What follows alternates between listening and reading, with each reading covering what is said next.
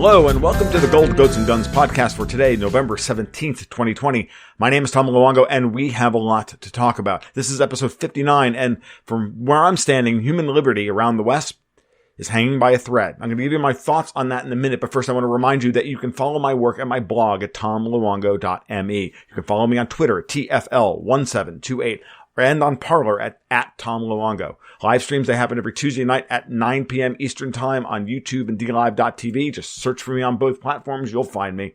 Warning, I'm a bad boy. I have a potty mouth, and I use those words in sentences. You can also support the podcast by downloading and directly installing the Brave browser. Now, Brave protects your online privacy by blocking all those pesky data snoopers, ads, and tracking cookies, which feed that growing surveillance state.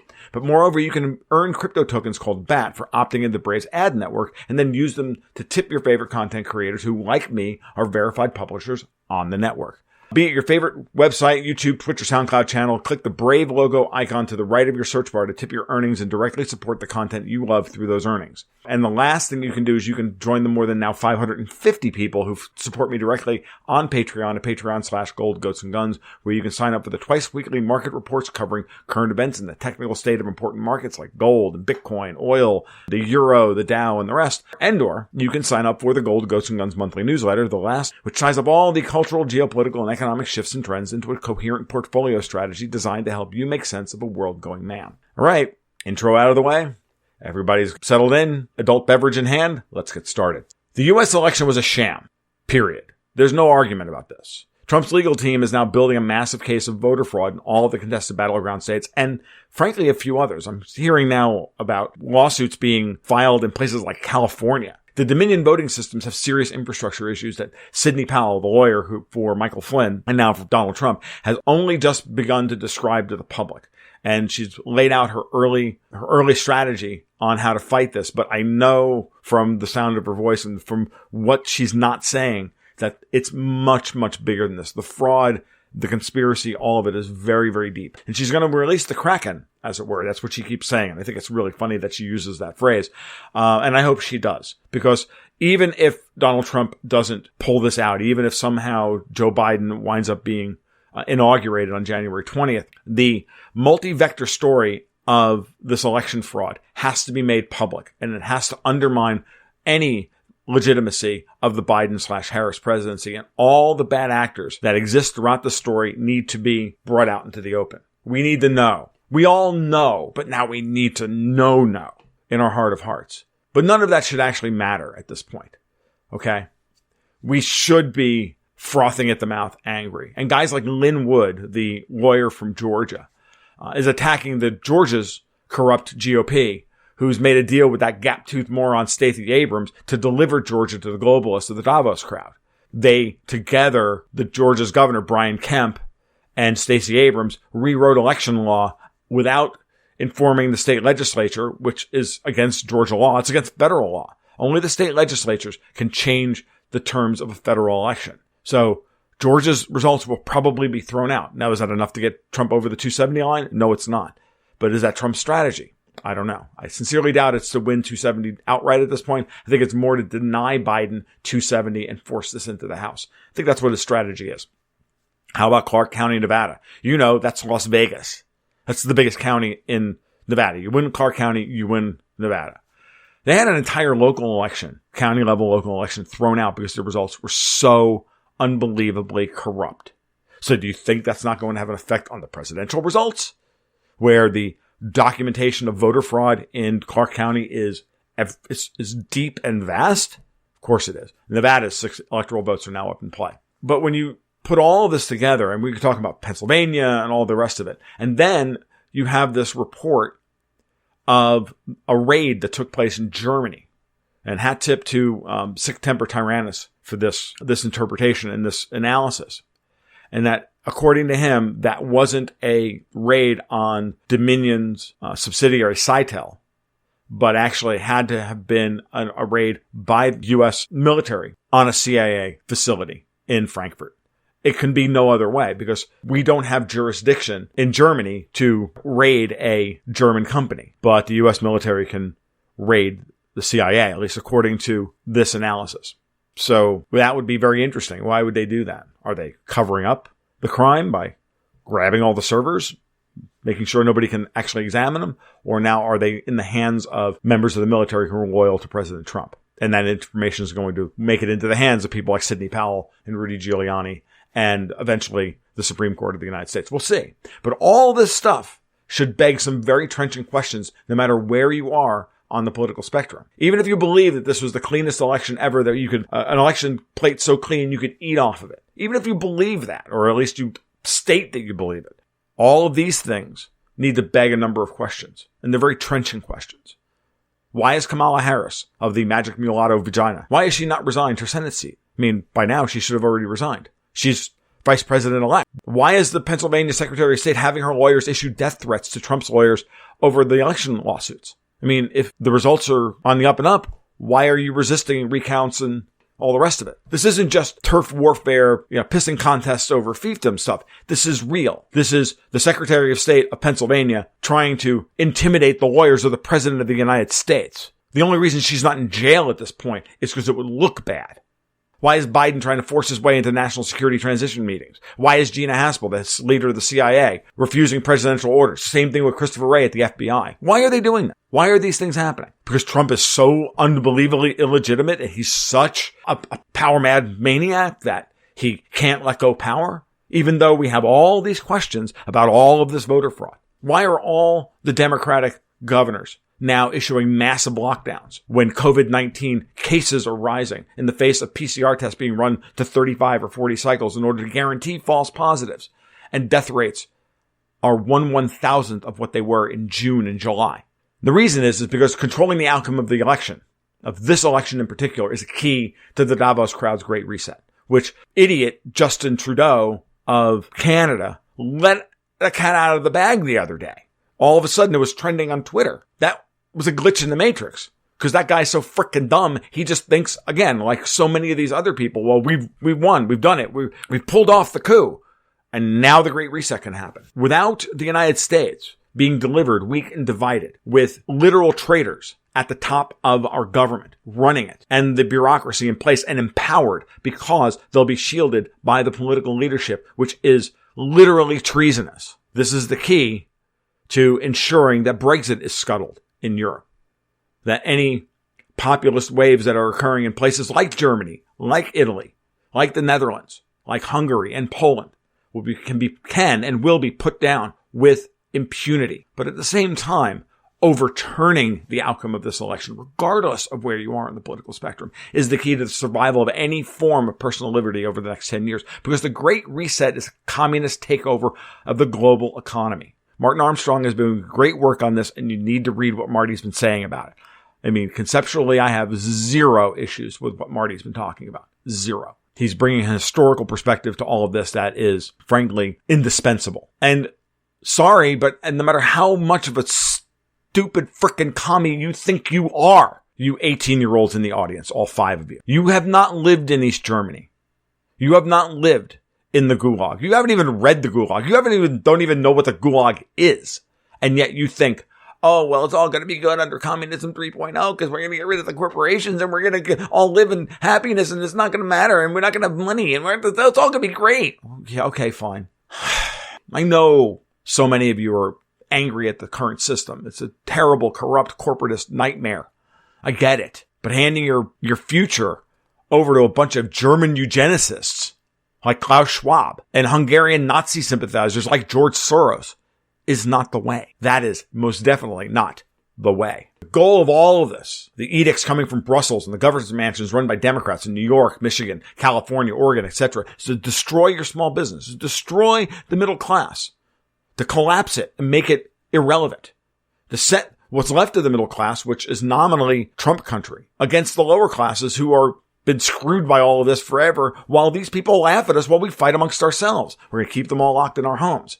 They're going to restrict their travel through medical passports. I got an email yesterday from a reader in the United Kingdom who's been trying to leave the country for 6 months. And either the UK or his destination have been locked down and he's been trapped. And now he's trapped, sick and elderly, with a 6-month wait to get to a cardiologist. The NHS in the UK is being destroyed. Boris Johnson has been neutralized completely, either willingly or after having been read the Riot Act and shown the level of fraud and the level of fix that was in to remove Trump from office. Like Trump or don't like Trump, Trump is the best defense you have against these people literally destroying the rest of your life if you're under the age of 30. Case rates are exploding, as I said earlier, as the PCR test is overexposed in order to ensure a false positive. Meanwhile, deaths are nearly zero. And they're calling for lockdowns. They're calling for lockdowns because they don't want us out in the streets protesting. The only people who are allowed to protest are the people who support their policies. Everybody else has to stay at home. You know, the ones with the guns. People are scared out of their minds over this. It's a testament to the power of the propaganda that they've been subjected to because they don't know where else to turn. Because the media is still just a bunch of paid propagandists and ideologically possessed jackasses who, if anybody needs to be lynched in all of this. And the intent of all of this is to gaslight us into staying in the matrix of their false reality. But Trump won the election. Period. He may have won California, people. He almost most definitely won New York. That's how bad it is. Fraud is so vast and so deep, you can't ignore it. And that's why the narrative has to become so insanely insipid. Oh, well, it's inevitable that all this is going to happen. Just give up, Trump. But the stakes for these people that are in power are existential. There's no great reset without the United States or a real Brexit with a lack of EU debt mutualization. They need EU debt mutualization. They need central bank digital currencies. They need all of those things in order to affect what they're going to do, which is to nationalize all of the means of production. And then they give you fake money for the privilege to stand in food lines to maybe actually get something. Because, you know, food is a little too bourgeois for the rest of you. These are people who have documented, told you that they only think 1 billion people should be on this planet. Well, there's 7 billion right now. And do you really think you're going to be amongst the billion that are going to be allowed to survive? These are the stakes. This is what we're living through. This is what we're facing. This is their moment in time.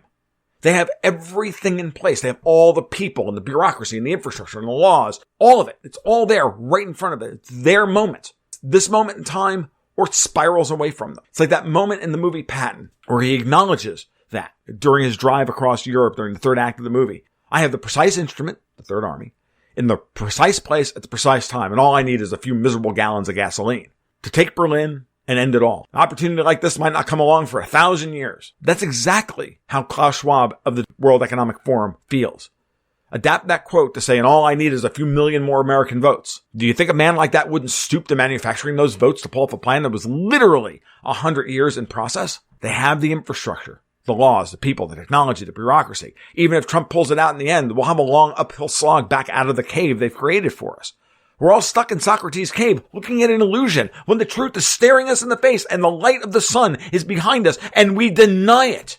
And we're going to be fought at every turn by those of you still willfully trapped in these illusions, playing on those screens in front of you, when denying reality behind you. But it has to be done, even if Trump's challenge to the election fails. Because the alternative is a global purging of all wrong think and a sanitizing of the normal internet of all unapproved content. Hell, this morning I was trying to keep up with the markets and watch Bitcoin break above $17,000. I couldn't get to investing.com.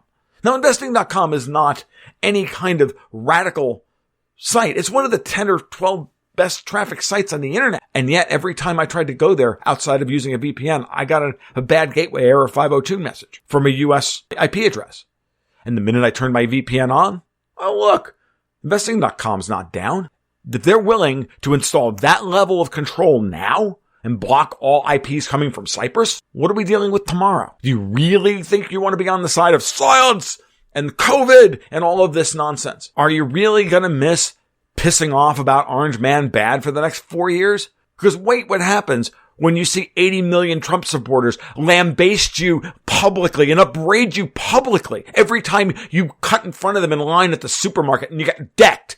Because that's what's coming, folks. That's what you brought on yourself. And you're going to have to look in the mirror every day and know that you voted for this crap. And you'll remember this podcast if you're listening to it, and you'll know that I was right, even as you tell me that I'm a right-wing racist lunatic. The sad truth of it is that I'm anything but. I know why you live this way. I know why you even think this way. And I'm even reasonably sympathetic to it. But the time for all of this stuff is over. The real villains out there are hiding behind the headlines. And they're coming out from the shadows now because they honestly think they've won. And they can scream to the high heavens like Ozymandias at the end of the Watchmen and go, I did it! Forgetting that nothing ever ends. The people who are doing this have become crazed psychopaths, intent on stamping out resistance to their rule.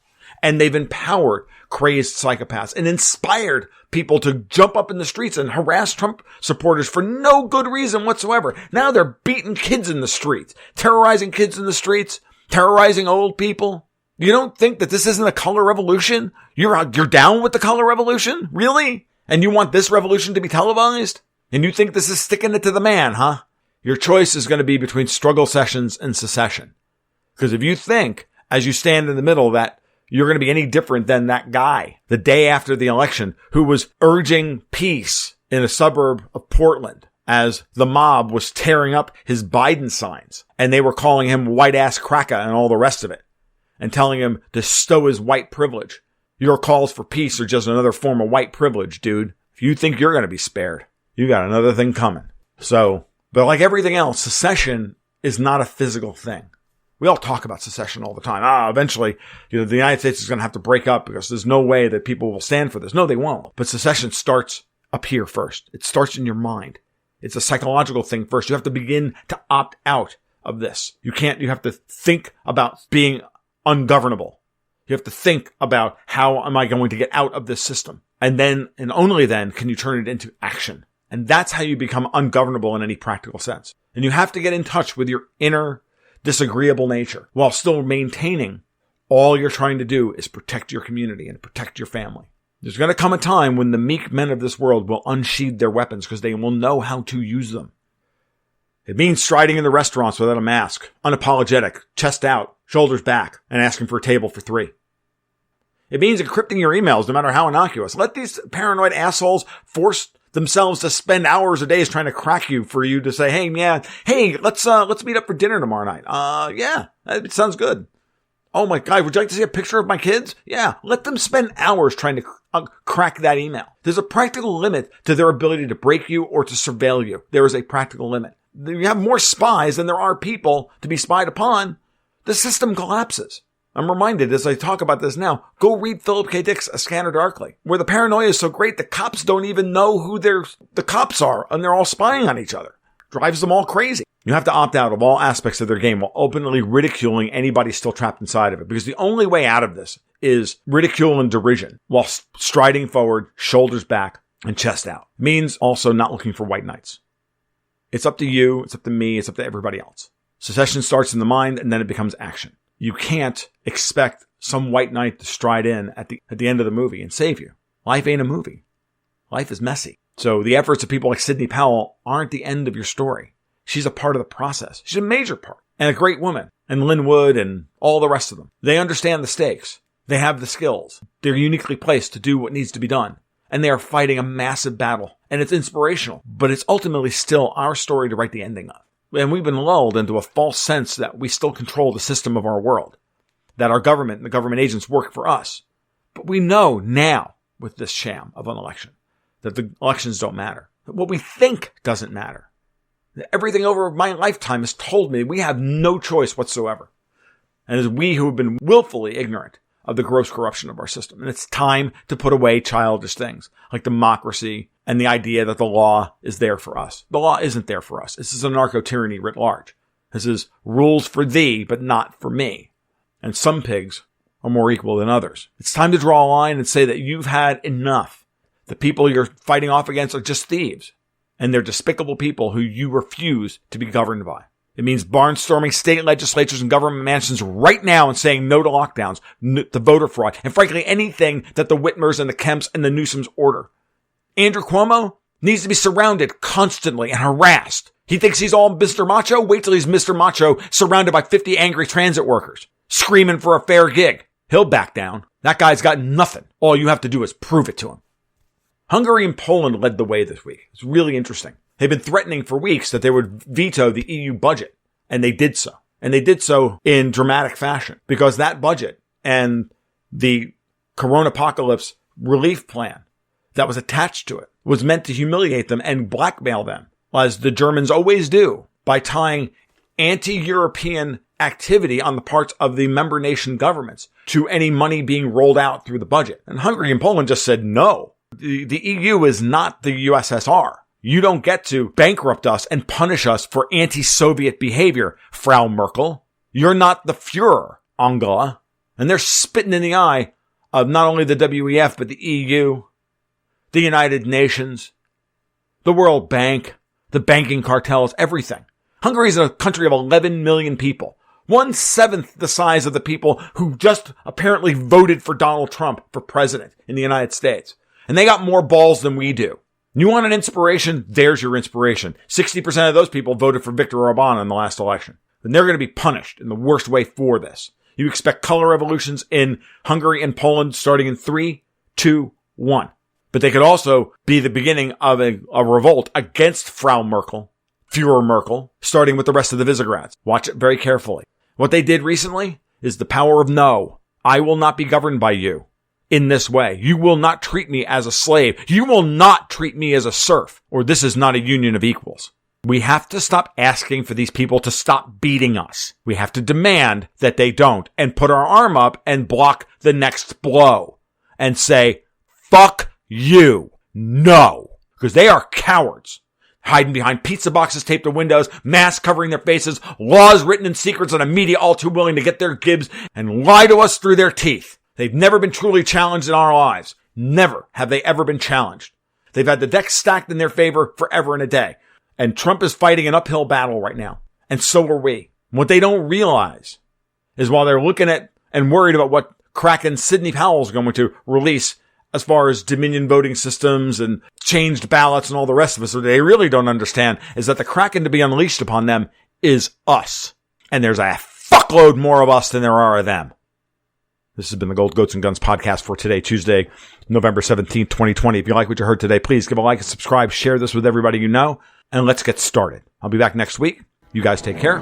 You be well. And keep your stick on the ice.